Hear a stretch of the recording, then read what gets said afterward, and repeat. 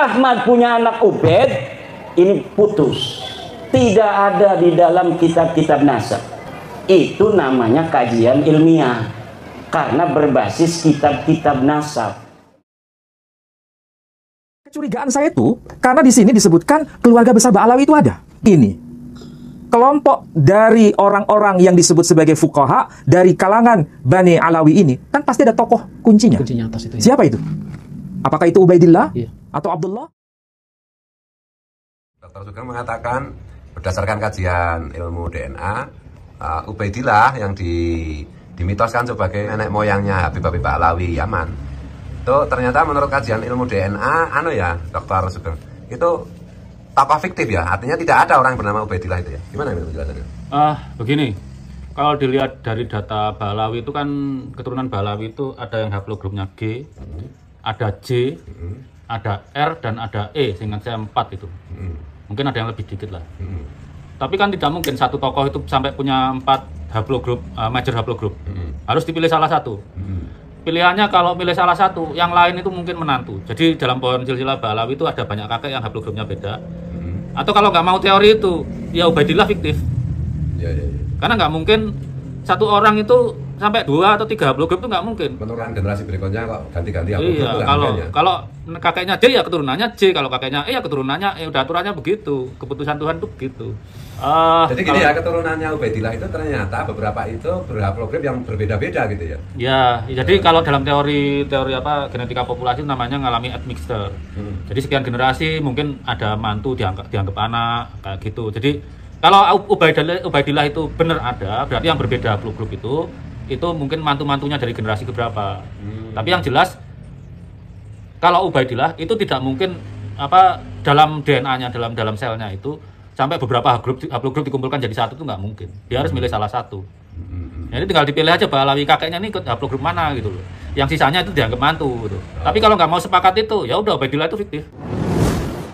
Wacana yang saling berbenturan itu, yang saling berkonflik itu, sebetulnya kan merujuk pada seorang patriarh yang sangat-sangat diagungkan keberadaannya. Dari kelompok Rabithah Alawiyah menganggap bahwa Imam Ubaidillah itu adalah tokoh historis. Artinya tokoh yang pernah hidup dalam sejarah. Meskipun catatannya itu sunyi dalam rentang waktu 500 tahun sebelum abad ke-8 Hijri atau abad ke-9 Hijri. Jadi pada abad ke-4, abad ke-5, abad ke-6, abad ke-7, dan abad ke-8 awal, catatan mengenai tokoh yang bernama Ubaidillah itu memang sunyi sama sekali. Tidak ada catatan satupun. Ini menurut dokumen-dokumen yang bisa kita baca dari sumber-sumber kitab-kitab nasab yang kita warisi dari generasi awal. Dan Rabithah Alawiyah sebetulnya mengakui bahwa dokumen awal itu memang tidak ada catatan mengenai sang tokoh yang bernama Imam Ubaidillah ini. Baru muncul pada masanya Habib Ali Asyakran. Dan itu saya kira disepakati di antara kubu Rabithah Alawiyah dengan kubu dari peneliti yang berasal dari tesisnya Kiai Imaduddin. Dari sini sebetulnya ada sesuatu yang dapat kita pikirkan. Meskipun dalam perspektif yang berbeda, ya. Kalau dalam perspektif Rabithah Alawiyah, catatan generasi awal yang tidak dapat kita temukan itu bukan berarti tokohnya itu tidak pernah ada. Bisa jadi itu ada, meskipun catatannya itu belum ditemukan atau memang tidak tercatat. Tetapi itu dapat terbaca melalui dokumen-dokumen belakangan, sehingga bisa dipastikan itu tokoh historis karena para ahli nasab generasi belakangan mengkonfirmasi itu. Mengakui. Ini dari perspektif Rabithah Alawiyah. Berarti itu tokoh historis dan nasabnya itu nyambung dari jalur laki-laki. Karena Ubaidillah itu tokoh historis dan itu nasabnya nyambung dari garis laki-laki. Sehingga orang-orang yang kita kenal sekarang dengan sebutan habaib itu sah dan valid dianggap sebagai dzurriyyah Rasul Muhammad SAW. Tetapi di lain pihak perspektif dari Kiai Haji Imaduddin, mungkin juga kita bisa ikuti kajian yang dilakukan oleh Sayyid Qari yang dari Aceh itu ya. Sebetulnya ada satu kesamaan pandangan bahwa Ubaidillah atau Imam Ubaidillah itu tokoh fiktif. Tokoh yang tidak pernah hidup dalam sejarah. Tokoh yang memang tidak pernah ada dalam sejarah. Dan itu dikuatkan dengan adanya tidak ada catatan apapun pada kitab-kitab nasab generasi terdahulu. Mulai abad ke-4 Hijri, ke-5 Hijri, ke-6 Hijri, ke-7 Hijri, ke-8 Hijri, 8 awal Hijri, tidak ada catatan sama sekali di kalangan ahli nasab mengenai tokoh yang bernama Ubaidillah itu. Sehingga bagaimana mungkin ini bisa dihubungkan sebagai keturunan Nabi? Karena catatan saja tidak ada. Artinya ketiadaan catatan itu semakin membuktikan bahwa tokoh ini memang tidak pernah ada. Itu menurut Tengku Qori ya? Ya, menurut dari tesis dari Kiai Imaduddin. Ini dua wacana yang sama-sama ekstrim. Ya, ekstrim. Di tengah-tengah kita, ini wacana yang sangat ekstrim. Ya. Tetapi kita harus melalui tahapan kajian ya, dari data-data yang sudah dibahas oleh para ahli. Sejak kapan nama Abdullah atau nama Ubaidillah yang merujuk pada satu person itu dikaitkan dengan tokoh yang kita sebut dengan Patriah tadi? Saya ulangi lagi supaya nggak salah paham. Sejak kapan nama tokoh Abdullah sebagai keturunan Ahmad Al-Abah, yang sebetulnya nasabnya itu nyambung kepada Rasul Muhammad Sallallahu Alaihi Wasallam, tokoh Ahmad Al-Abah ini. Tapi masalahnya apakah dia punya putra yang bernama Ubaidillah ataukah tidak? Ini yang kemudian diperselisihkan. Ya, sekali lagi, kalau kita cermati dari dua kubu ekstrim ini, nampaknya tidak akan pernah ketemu. Tapi kita tahu catatan sejarah kitab apa yang pertama kali menyebutkan nama Abdullah sebagai putra kandung dari Ahmad Al-Abah, yang menyebutkan sebagai putra dari Ahmad Al-Abah. Kitab apa yang menyebut itu? Kitab sejarah, Pak Edi. Oh, ya? Ada sejarah kitabnya nih. Kitab sejarah yang pertama kali menyebutkan nama Abdullah sebagai putra Ahmad Al-Abah, yang nanti nyambung ke atas itu sampai kepada Rasul Muhammad Sallallahu Alaihi Wasallam melalui jalur Sayyidina Husain ibni Ali, putra dari putrinya Nabi Sallallahu Alaihi Wasallam. Kira-kira yang saya maksud, Pak Edi paham ya? Paham, ya? Kitab ini yang sebetulnya sama-sama menjadi rujukan dari dua kelompok yang berseberangan tadi. Kitab apa itu? As-Suluk fi Tabaqatil Ulama wal Muluk. Jadi ini kitab yang sudah dibaca oleh kedua belah pihak, ya, kedua belah pihak. Dua kubu sama-sama membaca kitab ini. Dan itu ditulis oleh seorang ahli sejarah yang dikenal namanya Bahauddin Abi Abdullah Muhammad ibn Yusuf ibn Yaqub Al-Janadi. Makanya dalam diskusi-diskusi kitab As-Suluk langsung saja disebut nama tokohnya, nama pengarangnya, nama penulisnya, nama mu'arrikhnya, nama ahli sejarahnya. Disebut siapa? Al-Janadi. Dan kita tahu beliau dikenal lakopnya dengan sebutan Al-Yamani Asy-Syafi'i. Artinya beliau berasal dari Yaman. Nah, ini menarik. Ini sejarawan yang paling awal yang menyebutkan nama tokoh Abdullah, bukan Ubaidillah ya, menyebutkan nama tokoh Abdullah bin Ahmad Al-Abah yang katanya nyambung kepada Nabi Shallallahu Alaihi Wasallam nasabnya. Dan beliau hidup tahun berapa? Beliau hidup tahun 730 Hijri. Berarti abad ke-7 ya? Bukan, abad ke-8. Oh, jadi 730 Hijri itu masuk kategori abad ke-8 Hijri. Ya. Abad ke-8 Hijri itu kalau disejajarkan atau dikonversikan ke dalam Masehi itu sama dengan abad ke-14 Masehi. Kita harus tahu cluenya. Abad 14 Masehi itu masuk kategori abad pertengahan, bukan? Masuk kategori abad pertengahan. Ya. Kalau masuk kategori abad pertengahan, kita bisa tahu bagaimana situasi di Yaman pada masa itu dan masa-masa sebelumnya. Di Yaman, apakah di sana ada komunitas Kristen Arab ataukah tidak? Maksudnya ada kelompok Kristen dengan Islam? Di zaman-zaman itu, kekristenan Arab itu luar biasa. Memiliki peradaban, bahkan memiliki catatan-catatan silsilah. Oh, dari kelompok orang-orang Kristen ini ya? Ya. Dan Yaman jangan dianggap sebagai Yaman yang Islami secara mutlak, tapi Yaman itu merupakan kawasan melting point, kawasan yang menjadi titik temu dari semua tradisi, baik itu yang Muslim, kemudian yang Kristen ada di sana. Itu Kristen Timur, Koptik itu ya? Kita kenal dengan sebutan Kristen Ortodok. Oh, ya. Ortodok. Yaman waktu itu dalam sejarah di masa klasik itu ada diperintah oleh Raja Abraha. Pernah dengar kisah ini? Raja Abraha. Raja Abraha itu sebetulnya representasi dari kekristenan Yaman. Dan berkaitan dengan persoalan nasab itu menjadi bagian dari tradisi orang-orang Yaman Kristen. Oh, dari kelompok Kristen malah sudah ada, nasab ini. Sudah ada. Dan kita bisa tahu bahwa ada memang sejarah yang harus diungkap di situ. Untuk berbicara mengenai kitab yang dikarang oleh Bahauddin Abi Abdullah Muhammad ibn Yusuf ibn Yaqub Al-Janadi, Al-Yamani Asy-Syafi'i, ya. Maksudnya bagaimana? Kita nggak mungkin bisa memecahkan teka-teki di antara dua diskursus yang saling berseberangan, kecuali merujuk pada tradisi kekristenan Arab di kawasan Yaman. Kala itu ya? Maksudnya bagaimana? Begini Pak Edi, tradisi kekristenan Yaman, itu nasab seorang perempuan, itu bisa digantikan dengan sosok laki-laki. Maksudnya nasab dari jalur perempuan? Kalau misalnya ada nasab ya, nasab laki-laki kemudian punya anak perempuan. Anak perempuan ini kemudian posisinya bisa digeser menjadi menantunya. Oh, menantunya bisa masuk ke situ. Oh, itu boleh? Dan tradisi itu bisa kita baca dalam Alkitabul Muqaddas. Oh. Alkitabul Muqaddas yang versi bahasa Arab sendiri. Ini dalam tradisi ini ya, kekristenan Arab khususnya di kawasan Yaman. Kitab yang sama. Dan cara penulisan nasab itu melegalkan nama tokoh perempuan yang ada silsilahnya itu digeser dengan suaminya dan dimasukkan ke situ. Kita bisa lihat di mana? Kita bisa lihat di Injil Lukas. Injil Lukas pasal 3. Injil Lukas pasal 3. Udah ketemu? Ya, ayatnya. Injil Lukas pasal 3 ayat yang ke-23 sampai 24 atau 23 aja. Coba Injil diterjemahkan. Lukas pasal yang 3 ketiga ayat 23. Ketika Yesus memulai pekerjaannya, ia berumur kira-kira 30 tahun dan menurut anggapan orang ia adalah anak Yusuf, anak Eli. Coba dibaca pelan-pelan. Ketika Yesus memulai pekerjaannya, ia berumur kira-kira 30 tahun dan menurut anggapan orang ia adalah anak Yusuf, anak Eli. Dia anak Yusuf, anak Eli. Ya. Kalau yang versi Alkitab berbahasa Arab ya, kita bisa lihat versi apapun, mau versi Fandih, mau versi apapun yang terbit dalam versi bahasa Arab, selalu dan memang selalu teksnya berbunyi sama seperti yang dimaksud dalam terjemahan itu. Di sini dikatakan wa huwa ala ma kana yudhannu ibn Yusuf ibn Heli. Jadi dia itu dinisbatkan pada siapa itu? Nama tokoh Yusuf bin Heli. Jadi Nabi Isa alaihissalam atau Yesua al-Masih, kalau versi bahasa Arabnya itu ya, itu dianggap sebagai putra Yusuf bin Heli. Dianggap sebagai putra Yusuf bin Heli. Pertanyaannya, apakah Yesua al-Masih atau Isa al-Masih itu putra kandung dari Yusuf? Bukan. Tapi putra kandung dari Maryam atau Maria. Tapi di sini nama Maryam nggak muncul. Tidak muncul. Tapi yang muncul adalah nama Yusuf. Kemudian bin Heli. Dalam catatan gereja Ortodok, ya, Maryam itu adalah putra kandung Heli.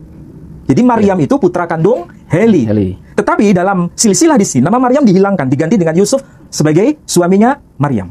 Jadi kalau dalam konteks ini Yusuf posisinya sebagai anak kandung atau anak mantu? Ini anak mantu. Anak mantu. Jadi anak mantu bisa menjadi pengganti dari anak kandung kalau dia perempuan. Gitu. Tradisi begini itu sudah ada di Yaman. Nah, masalahnya, apakah mungkin Ahmad al-Abah yang sebetulnya nasabnya itu sambung kepada Nabi Shallallahu Alaihi Wasallam itu punya anak perempuan yang kemudian menikah dengan Ubaidillah, yang kemudian nama Ubaidillah itu disambungkan dengan Ahmad al-Abah. Masuk ke situ. Apakah mungkin begitu? Itu menjadi penelitian menarik. Bagian dari tradisi yang diwariskan ketika zaman Islam itu muncul, para ahli nasab itu mencatat anak laki-laki itu begitu dominan, anak perempuan tidak dicatat. Ya kan? Kenapa nggak dicatat? Karena wanita atau manusia perempuan itu masuk kategori kelas 2. Sedangkan anak laki-laki masuk kategori kelas 1. Itulah sebabnya di kalangan tradisi Ba'alawi, anak perempuan itu dianggap bisa nggak menjadi penerus nasab dari Nabi Shallallahu Alaihi Wasallam. Kalau kemarin Nabi Bahar ngomong terputus. Kalau dari jalur perempuan terputus. Kalau dari jalur perempuan terputus. Jadi kalau dalam konteks ini ya, kalau seandainya benar dan itu menjadi penelitian menarik bagi para pengkaji ahli nasab di Indonesia itu, apakah memang ada kemungkinan bahwa Ahmad al-Abah itu punya anak perempuan yang bisa jadi nanti menjadi istri Ubaidillah sebagai tokoh historis meskipun dicatat di masa belakangan, tapi kemudian dia akan menjadi penerus dari dzurriyyah Nabi, tapi terputus. Karena pertama tidak dicatat, tapi belakangan muncul namanya. Nama Ubaidillah di generasi awal juga tidak tercatat. Tidak tercatat itu apakah sebagai tokoh fiktif atau memang tokoh ini tidak terlalu penting. Karena hanya sebagai penyambung saja. Tahu maksudnya penyambung? Hanya status sebagai anak mantu, baru muncul belakangan. Bisa jadi begitu. Tapi itu menjadi penelitian yang tentu tidak mudah untuk ditelusuri. Perlu ada kajian-kajian lebih intensif. Tapi minimal dari sini ada 3 wacana. Pertama, bisa jadi itu tokoh fiktif. Karena namanya tidak muncul 500 tahun lebih. 550 tahun. Seperti tuduhan dari Kiai Mat itu. Iya. Itu kan sejak awal itu tidak pernah muncul dalam tradisi buku-buku nasab di era generasi awal, sehingga itu dikategorikan tokoh fiktif. Berarti tidak mungkin para habaib ini keturunan Nabi dari jalur manapun. Itu pendapat pertama. Itu pendapat pertama. Pendapat kedua, itu pasti keturunan Nabi, tetapi namanya tidak dicatat. Ubaidillah itu di dokumen-dokumen awal, tapi dicatat di dokumen-dokumen akhir. Tapi ini pun menjadi sesuatu yang bermasalah. Kenapa tidak ada kesaksian dari dokumen-dokumen awal? Itu menjadi persoalan. Yang ketiga, bisa jadi ini tokoh historis, bisa jadi. Tetapi karena dia nyambungnya melalui tokoh perempuan, anak perempuan dari Ahmad al-Abah. Tapi masalahnya, ini siapa namanya? Sehingga baru muncul belakangan. Kalau memang ini adalah berasal dari keturunan Ahmad al-Abah dari anak perempuannya, berarti para habaib ini memang keturunan Nabi. Tetapi terputus karena melalui jalur perempuan. Jadi tiga wacana ini bisa jadi menjadi diskusi menarik nanti pada akhirnya. Tetapi itu harus bongkar-bongkar data. Apakah nama anak Ahmad al-Abah yang perempuan ini bisa terkonfirmasi pada dokumen-dokumen yang belakangan? Kalau dokumen-dokumen awal tidak ada penjelasan. Tapi kalau hal seperti ini dari tokoh-tokoh yang lain, ada yang anak laki-lakinya disebutkan, ada yang anak perempuannya nggak disebutkan. Tapi di dokumen lain disebutkan. Bisa jadi di dokumen kitab-kitab nasab itu di satu kitab nasab ditemukan, di satu kitab nasab tidak ditemukan. Dan itu harus dicari. Kalau di kitab yang dibawa Pak Ali ini memang disebutkan ya? Apanya? Kalau kitab As-Suluk ini menarik. Kenapa? Kecurigaan saya itu karena di sini disebutkan keluarga besar Ba'alawi itu ada. Nama-namanya itu ini penulisannya abad berapa ini, Mas? Ini penulisnya itu meninggal tahun 730, Hijri. ada yang menyebutkan 732 Hijri. Berarti abad keberapa? Kalau Masehi berapa itu ya? Ini kalau Hijri abad ke-8 Hijri. Ya. Tapi kalau Masehi itu abad ke-14 Hijri. Dikonversi saja. 1400 ya. 1400. Nah, 1400 Masehi, berarti abad pertengahan di situ. Coba perhatikan di sini. Ini kan bicara mengenai beberapa tokoh fuqaha yang ada di Hadramaut. Hadramaut itu kan Yaman. Siapa nama-nama mereka? Ini menarik nama-namanya itu. Di sini ada nama yang merujuk pada ini, Abi Alawi. Tuh, sudah ada dalam bukunya Seperti ya. Al-Janadi. Abi Alawi. Siapakah salah satu di antara mereka? Ah, ini. Minhum Ali ibn Ba'alawi. Ya kan? Kemudian di sini ada nama Wa Abdullah ibn Alawi. Ini nama-nama siapa? Ini nama-nama khas dari klan mana? Ya kan? Jadi, apakah klan ini kelompok dari orang-orang yang disebut sebagai fuqaha dari kalangan Bani Alawi ini, kan pasti ada tokoh kuncinya. Kuncinya atas itu ya. Siapa itu? Apakah itu Ubaidillah Iya. atau Abdullah? Tapi yang jelas di sini hanya muncul nama Abdullah. Tapi di sini muncul nama-nama orang, Muhammad bin Ali ibn Ba'alawi. Oh, Ibn Ini nama khas Ba'alawi sudah tercatat di sini. Jadi masalahnya ini memang semakin berat. 3 wacana itu bisa menjadi pelajaran bagi kita untuk menyatakan mana yang paling sahih di antara 3 wacana yang saling Dibahas tadi ya. bertabrakan dan tidak bisa dikompromikan itu. Hanya 3 opsi. Yang paling moderat di antara keduanya itu, yang ketiga Pak Edi. Apa itu? Yang paling mantu moderat. ya? Anak mantu. Bisa jadi. Itu anak mantu. Kalau anak mantu kemudian namanya itu dicantolkan di situ. Ini kan sama dengan yang termaktub di Alkitabul Muqaddas. Iya. Nama Yusuf dicantolkan di situ menjadi putra Heli. Sebetulnya anaknya Heli itu siapa? Maryam digeser dan digantikan dengan Yusuf. Jadi Yusuf dicantolkan di situ. Masuk. Padahal dia anak mantu. Anak mantu. Dan itu tradisi di Yaman udah biasa itu. Tapi masalahnya sekali lagi perlu data penguat. Jadi harus betul-betul bisa terbukti di situ. Apakah mungkin ini menjadi kajian ya? Apakah mungkin tradisi nasab Ba'alawi itu memang terpengaruh dengan tradisi Kristen Arab Yaman? Tradisi Arab memang di Alkitab memang penulisannya seperti itu nasabnya. Iya. Dan itu biasa Iya. dalam tradisi Arab Yaman, terutama dari kalangan gereja Ortodok Ethiopia yang kemudian sampai ke kawasan Yaman. Saya pribadi curiga iki wong bener dudu keturunan Kanjeng Nabi. Aja dudu turunan Nabi model mekene. Ngakal-ngakali wong melulu. Akhirnya saya Yai meneliti nasab seseorang yang ada di internet. Ngakunya dia bin Alwi bin Ubaid bin Ahmad bin Isa bin Muhammad An-Naqib bin Ali Al-Uraidi bin Ja'far As-Sadiq bin Ali Zainal bin Muhammad Al-Baghir bin Ali Zainal Abidin bin Husain bin Fatimah bin Rasulullah Muhammad sallallahu alaihi wasallam. Saya teliti dari atas dulu. Nabi Muhammad punya anak Sayyidatina Fatimah. Betul, sahih, ada dalilnya, ada hadisnya. Lau kanat Fatimatu binti Rasulillah sallam, lau kanat Fatimatu bintu Rasulillah sallam sarakat laqata'tu yadaha. Ada. Kemudian apakah ada dalil tentang Sayyidina Husain sebagai anak daripada Siti Fatimah? Ada. Kemudian Sayyidina Husain katanya punya anak namanya Ali Zainal Abidin. Ada, sahih. Ali Zainal Abidin punya anak Muhammad Al-Baqir. Ada, hadis masih kuat pakai hadis. Kemudian Muhammad Al-Baqir mempunyai anak bernama Ja'far As-Sadiq. Ada. Ja'far As-Sadiq punya anak namanya Ali Al-Uraidi. Ada, masih di dalam riwayat hadis. Karena beliau ini adalah ruwatul hadis.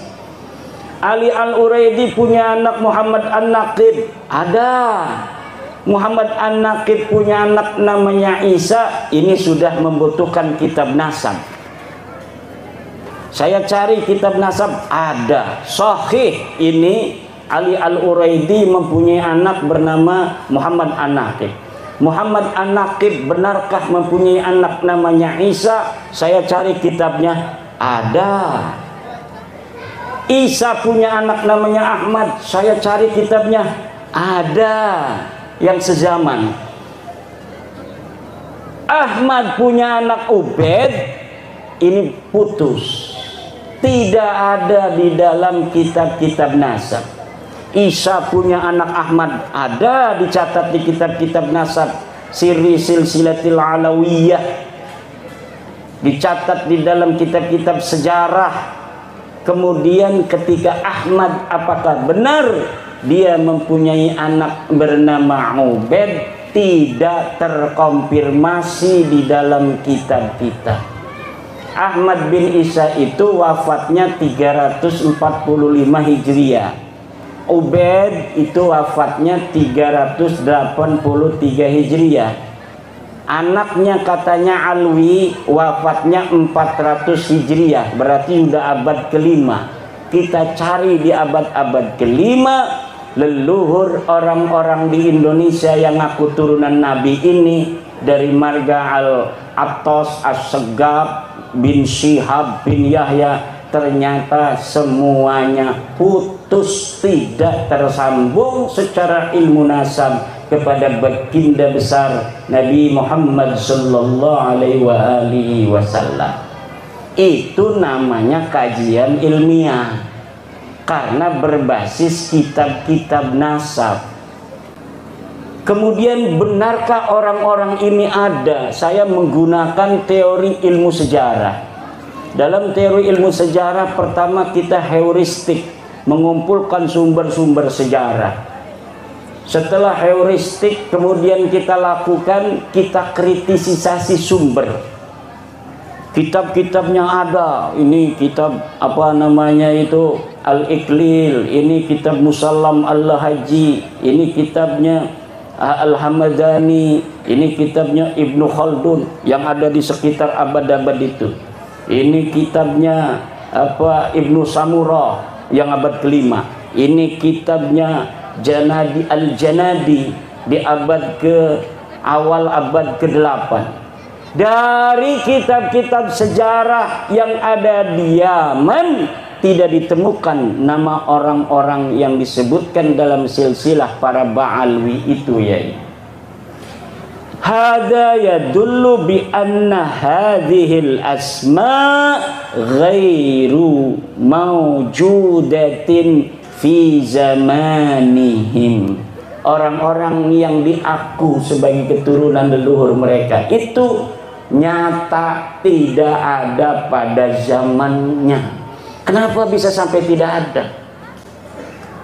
Ya karena asal nulis saja nama-namanya supaya nyambung. Kapan mereka mengaku? Mulai mengakunya di abad ke-9 Hijriah. Jadi abad 9 Hijriah mereka baru nulis kitab, namanya Al-Burqatul Musyiqah. Pengarangnya namanya Ali bin Abu Bakar As-Sakran.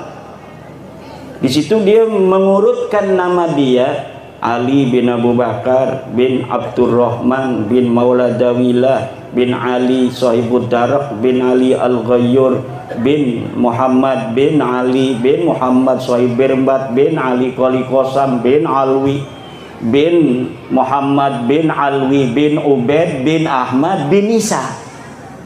Dari situlah mulai di abad 9. Dari mulai abad 9 ini sampai sekarang itu banyak kitab yang mereka buat. Makanya syuhrah wal istifadah. Banyak dari mulai dia mengaku sampai sekarang ini kitab yang mereka buat. Hampir itu kitab karangan keluarga mereka sendiri 27. Belum orang-orang yang lain yang suruh ngarang. Itu puluhan. Jadi puluhan, makanya kaget sekarang diomong bukan turunan Nabi, marah-marah sama saya. Saya diomong Dajjal, Iblis. Dari sini secara ilmu sejarah ini bisa ditelusuri kapan dia mulai mengaku.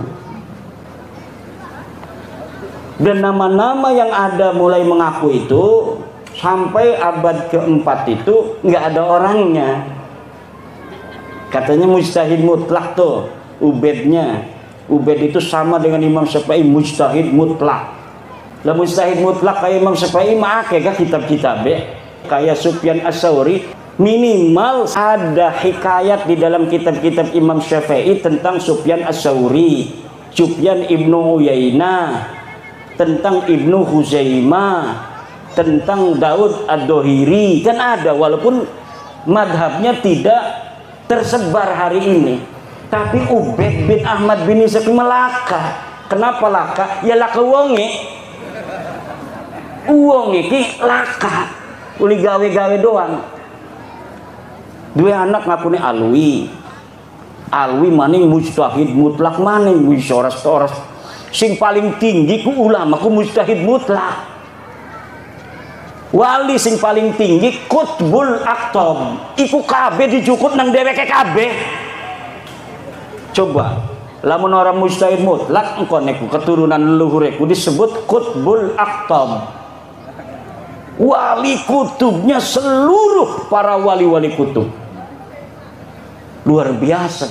Iddia kullas syaraf kullal karam, setiap kemuliaan semuanya diambil semua sama sejarah mereka. Deleng ning kitab-kitab siapa itu mujaddid Islam dari masa ke masa. Lihat dalam Bughyatul Mustarsyidin, yang dimasukin keluarga dia semua. Pokoknya yang mulia-mulia itu keluarga mereka saja. Pengakuan-pengakuan yang non konfirmatif itu terkonfirmasi sekarang. Pengakuan non konfirmatif masa lalu terkonfirmasi sekarang bahwa memang mereka suka mengaku. Ya, kebetulan kemarin saya baru diundang Pak Haji Roma Irama podcast. Pak Haji juga sama sama Yai Sadiqul Wa'dil Amin. Penasaran, coba Kiai katanya terangin sebelum podcast, kita ngobrol dulu. Coba terangin dulu nih, sebenarnya Kiai ini yakin nggak ini bahwa Habib ini bukan cucu Nabi? Yakin, seyakin-yakinnya, hakul yakin. Hakul yakin, kan ada ilmul yakin, ada ainul yakin, ada hakul yakin. Kalau hakul yakin itu udah musyahadah, karena saya udah musyahadah kitabnya.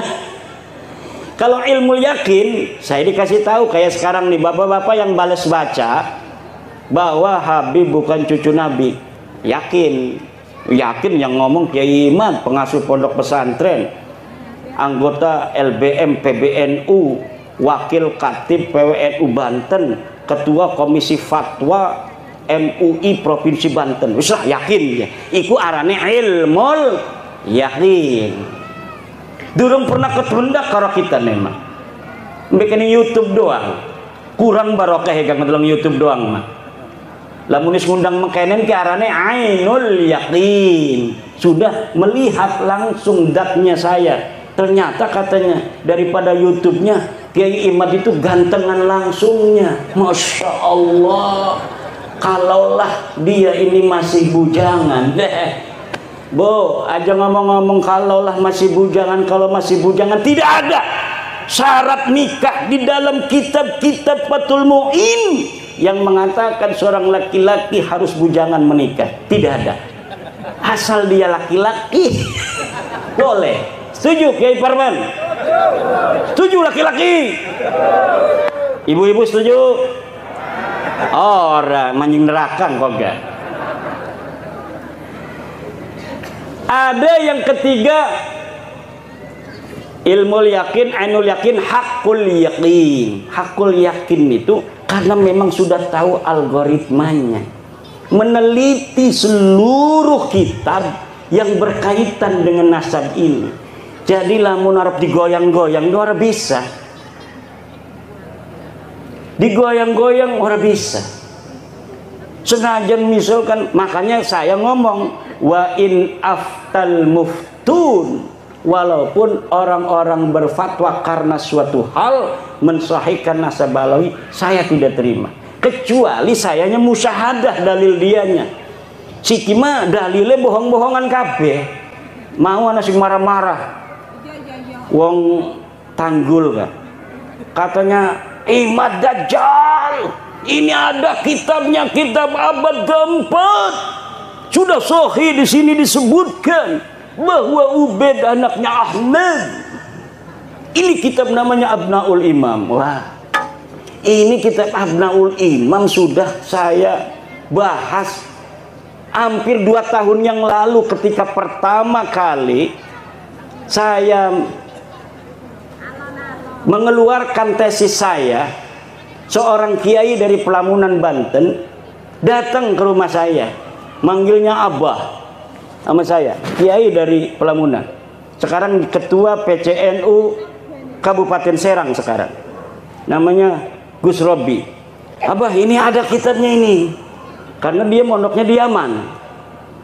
Ini ada kitab Abnaul Imam fi Misr wa Syam. Masya Allah, kata saya tidak ketemu kitab ini, kok Kiai Robi bisa ketemu. Sini saya lihat, saya teliti kitabnya, ternyata kitab ini adalah kitab palsu, baru dicetak tahun kemarin, tetapi mengatasnamakan tahun 473 atau 37 Hijriah. Ternyata kitabnya itu kitab aslinya 20 lembar, dikarang oleh orang yang ada di tahun 199 Hijriah. Hanya menerangkan anaknya Sayyidina Ali dan cucunya Sayyidina Ali, Abnaul Imam fi Misr wa Syam Al-Hasan wal Husain. Tidak menerangkan yang lainnya, karena tahunnya saja masih tahun 199 Hijriah. Sedangkan Ubaid itu wafatnya 383 Hijriah. Masa iya orang yang hidup di tahun 199 Hijriah bisa mencatat orang yang ada di tahun 383 Hijriah? Bohong apa aku? Bohong. Lah iki jebari marah-marah bahwa kitabnya sudah ditemukan, ini kitab abad keempat. Ya 473 kan kudunya abad kelima. Wis ngomong salah, isinya salah. Kalau misalnya kitab itu benar, itu sing cerdas-cerdas kah sing ngebela kayak Rumel Abbas, kayak Idrus Romli, itu dulu yang akan dipakai untuk menjawab saya. Profesor Said Agil Al-Munawwar pasti akan membawa dalil itu kepada saya. Tetapi kenapa mereka tidak membawa? Karena mereka pun tahu itu kitab palsu. Dan kepalsuan itu diakui di mukaddimahnya ada. Mukaddimahnya ini kitab dikarang pada 199, tetapi kemudian ditambahi pada abad ke-12, ditambahi lagi pada abad sekian, ditambahi lagi oleh yang terakhir Yusuf Jamalul Lail yang baru wafat beberapa tahun kemarin. Lah iku kitab Murtado Az-Zabidi yang katanya adalah menetapkan dan mengisbat Ba'alwi, itu kitabnya juga palsu. Kitab palsunya dari mana sih? Kiai tahu aja kalau palsu. Karena percetakan itu biasa dicetak itu menggunakan jasa peneliti. Misalnya nih ada manuskrip ditemukan di Rumbia, manuskrip ini atas nama Pangeran Diponegoro. Panggil dari UI, pilolog suruh nyetak. Tetapi peneliti tidak akan bohong. Dia akan cerita, manuskrip ini memang dikatakan tulisan Pangeran Diponegoro, tetapi dilihat dari kertasnya tidak memungkinkan dia berada pada masa Pangeran Diponegoro. Kertasnya ini dicetak atau diproduksi pada tahun 1950, sedang di Panganogoro tahun 1825. Dari jenis tulisan yang ditulis pun tidak mencerminkan tulisan yang dipakai pada tahun 1825. Ini adalah tulisan abad ke-20. Itu tahu. Dan dia ngomong bahwa menulisnya ketika di Lampung. Pangeran Diponegoro katanya menulis kitab ini di Lampung. Sedangkan tidak ada pernah berita diketahui Pangeran Diponegoro pernah ke Lampung. Iki sebenarnya Pangeran Diponegoro siapa? Tapi karena misalnya Provinsi Lampung ini apa namanya ketua PCNU-nya ingin dicetak aja sesuai dengan tulisannya itu karya Pangeran Diponegoro. Begitu yang terjadi dengan kitab Ar-Raudul Jali karangan Syekh Murtadha Az-Zabidi. Coba beli kitab Ar-Raudul Jali karangan Syekh Murtadha Az-Zabidi cetakan Yaman Darul Fatah. Itu dari mukaddimahnya sudah jelas bahwa manuskrip ini tidak ditemukan sebelum keluar, dicatat, disalin oleh Hasan Muhammad Qasim. Ini orang abad 50 tahun yang lalu, dia baru meninggal 50 tahun yang lalu.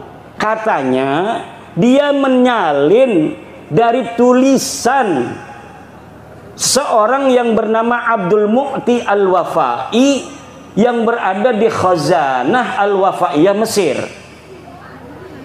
Tetapi sekarang manuskrip yang ada di Wafaiyah Mesirnya sudah hilang.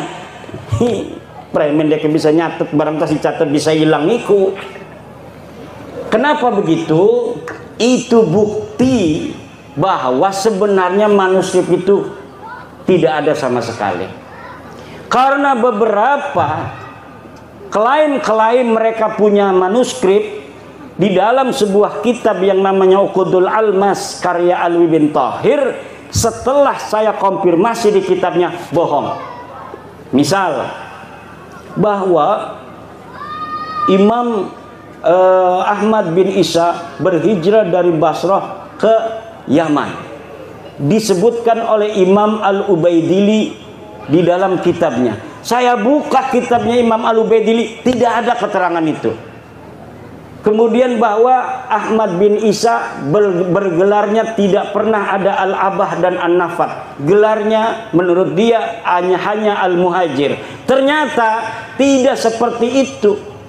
Kitab yang dia sebutkan tidak menyebutkan An-Nafat. Saya lihat ya yang bergelarnya An-Nafat, tukang minyak. Yang satu lagi bergelarnya Al-Abah. Al-Muhajir tidak pernah ada di kitab-kitab dari mulai hidupnya Ahmad bin Isa sampai dimunculkan pada 800 tahun kemudian nama Al-Muhajir sebagai alibi bahwa Ahmad bin Isa ini hijrah ke Yaman. Padahal yai Ahmad bin Isa ini ora pernah pindah ning Yaman. Lakas sama sekali berita kepindahan Ahmad bin Isa ke Yaman.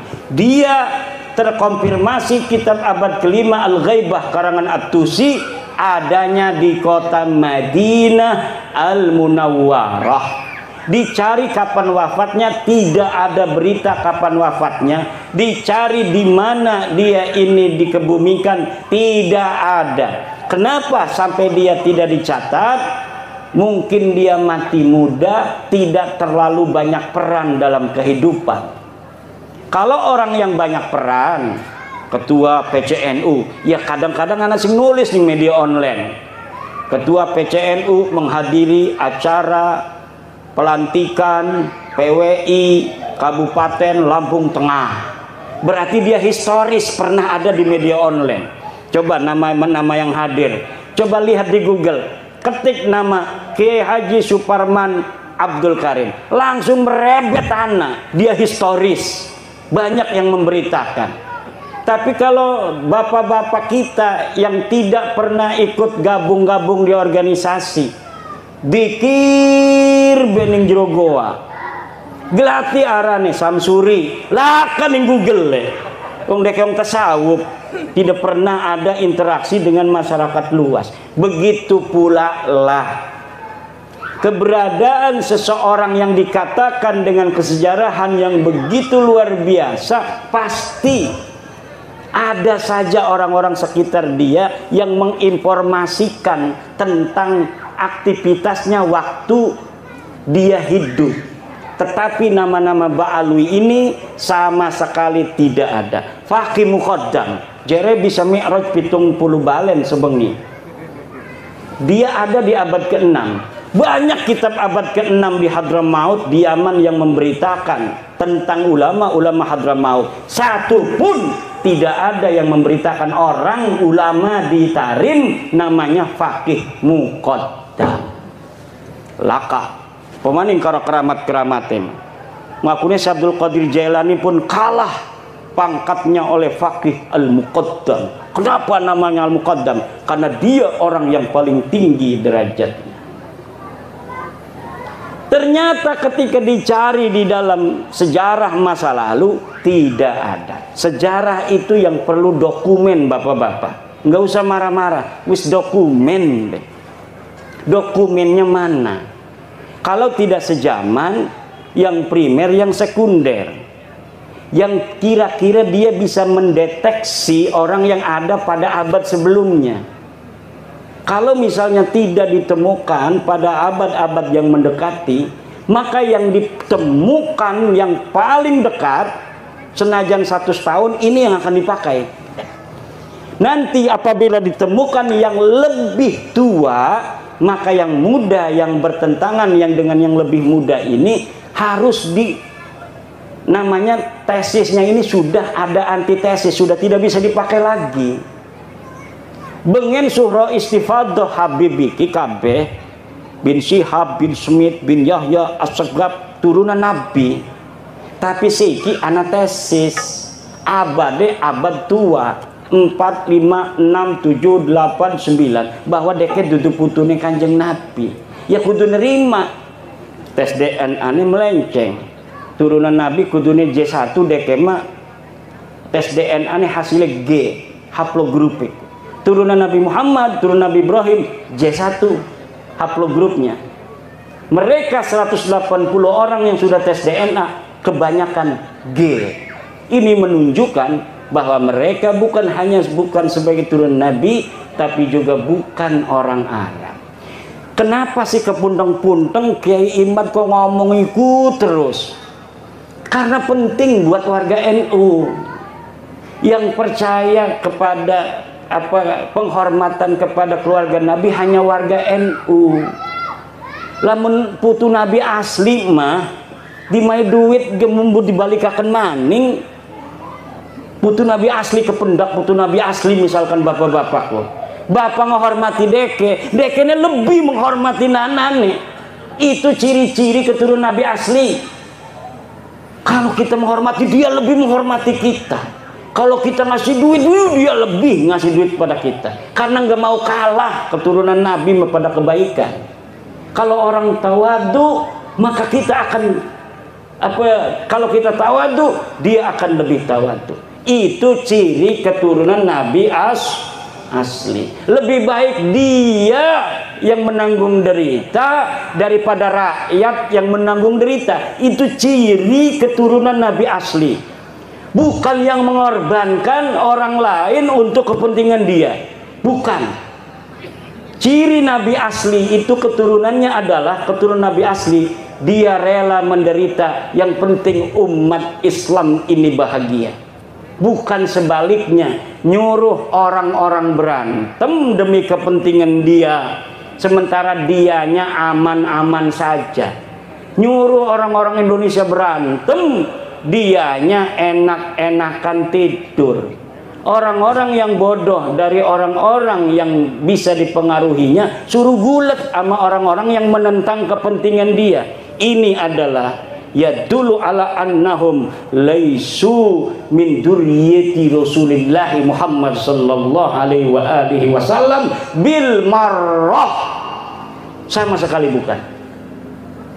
Dari cara wajahnya ngomong marah, hal tarawna fi wajhihi nuran nubuwah. Lah idza ra'ainahum ma ra'ayna fi wujuhihim nuran nubuwah minar rahmah. La nanduru ila wujuhihimur rahmah walakin nanduru ila wujuhihim at-takabbura wat-tafakhura wat-ta'aliya 'alal akharin. Na'udzubillah summa na'udzubillah min dzalik. Ikilah ibu-ibu, bapak-bapak, kepunteng-punteng saya kadang-kadang suka capek juga. tetapi karena ini merupakan sebuah, menurut saya, la yajuzu lil alimi kitmanu ilmihi fi hadzal bab ay fi hadza tazwiri nasab fil babi ay fi tazwirin nasab. Kenapa? Wajib hukumnya memberitahu kepada orang apabila ada orang yang mentajwir daripada nasabnya kepada baginda Nabi besar Muhammad SAW. Kenapa? Karena Nabi Muhammad punya hak untuk dinisbatkan kepadanya hanya keturunannya yang asli. Kenapa akan memalukan Rasulullah? Orang-orang yang secara genetik bukan darahnya Rasulullah, kemudian dia mengaku turun Rasulullah. Satu generasi, dua generasi mungkin bisa menjaga akhlak, tapi lama-lama dasar genetik ke genetik dudu Nabi mah ya sejen bae akhlake. Senajan dipaksa-paksa ya supaya pada karo akhlaknya Nabi, suwe-suwe mengongana dudu turunan Nabi juga tiga. Bukan turun Nabi susah, tapi walaupun tidak ada orang mengenal seseorang sebagai keturunan baginda Nabi, kadang-kadang dianya sendiri tidak tahu bahwa dia keturunan Nabi.